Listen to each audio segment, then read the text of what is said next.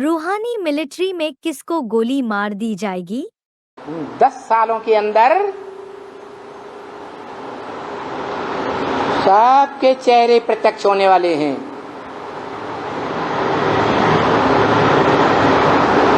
कौन ब्राह्मणों का संगठन सूर्यवंशी संगठन में प्रत्यक्ष होने वाला है,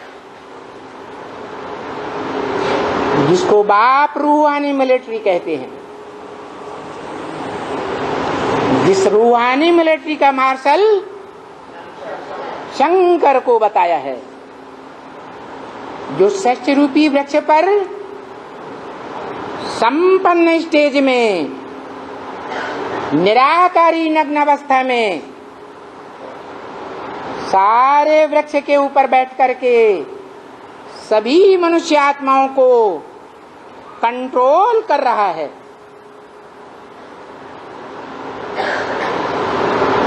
और आकर्षित भी कर रहा है,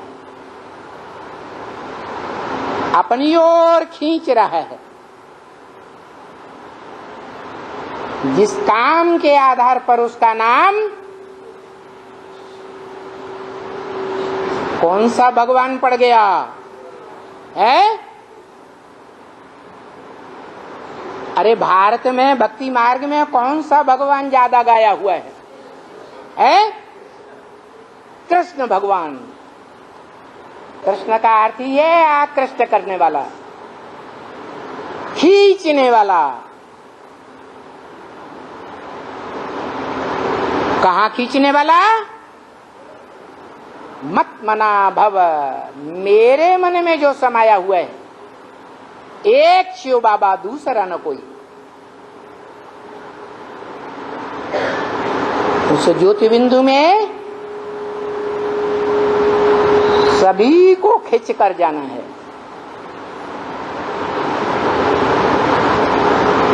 कोई आत्मा रूपी बच्चे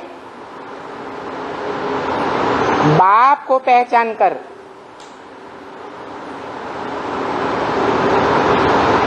पहले बाप को फॉलो करते हैं, डायरेक्शन के आधार पर, और अपने को आत्मिक स्थिति में स्थित कर लेते हैं। देह का भान, देह का अहंकार छोड़ देते हैं।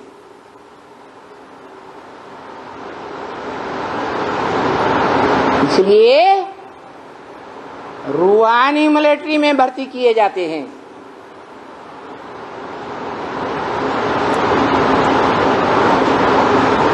जैसे दुनिया में कोई भी देश में कौन सा डिपार्टमेंट होता है, जिस डिपार्टमेंट को सबसे जास्ती महत्व दिया जाता है मिलिट्री। वो है जिस्मानी मिलिट्री। वो भी परंपरा संगम युग से बाप के द्वारा पड़ती है कि जब बाप आते हैं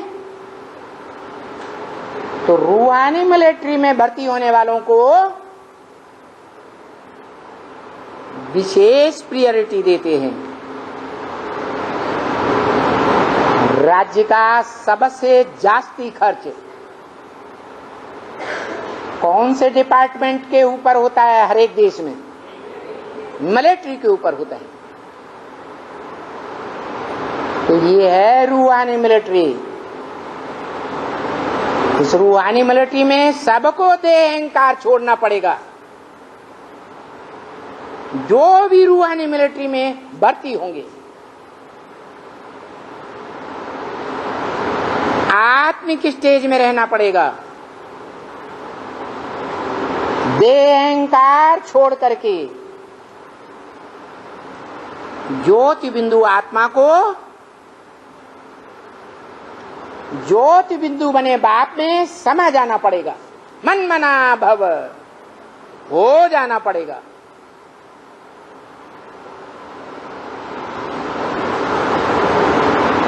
जो नहीं बनेंगे